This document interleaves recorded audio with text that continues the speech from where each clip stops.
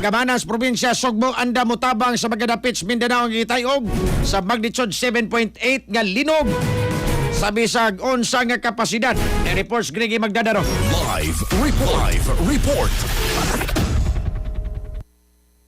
Yes, giprayag karon ni Governor Pamela Pambari 4 ang kaandam sa gamahanan sa probinsya Sugbo nga motabang ngadto karon sa mga dapit dito mismo sa Southern Mindanao, partikular na sa General Santos ug Sarangani nga grabing naapektuhan o gigun man natayog sa pagtayog sa 7.8 nga magnitude nga linog sa iyo kaganang buntag. Giprayag ni Bari 4 nga nasayod siya og nakasabot karon sa gibati sa mga Mindanaoanon human usab nga ang Sugbo nakasinati og grabing pagtayog usab niadtong miaging September 30 sa miaging tuig din ubay-ubay usab nga mga local government unit kon LGU ang mitabang diri mismo sa probinsya Sugbo.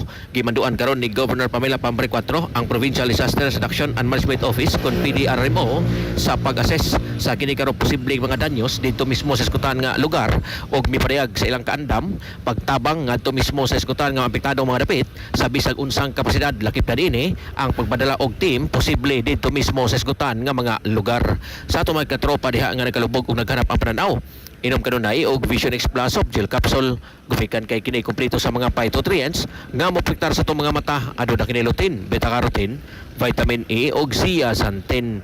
Alang sa Pilipino para sa Pilipinas kini katropa Gregi Magdadaro XFM News. XFM report. Cellphone Plus Gold, mapalit sa mga butika sa inyong lugar.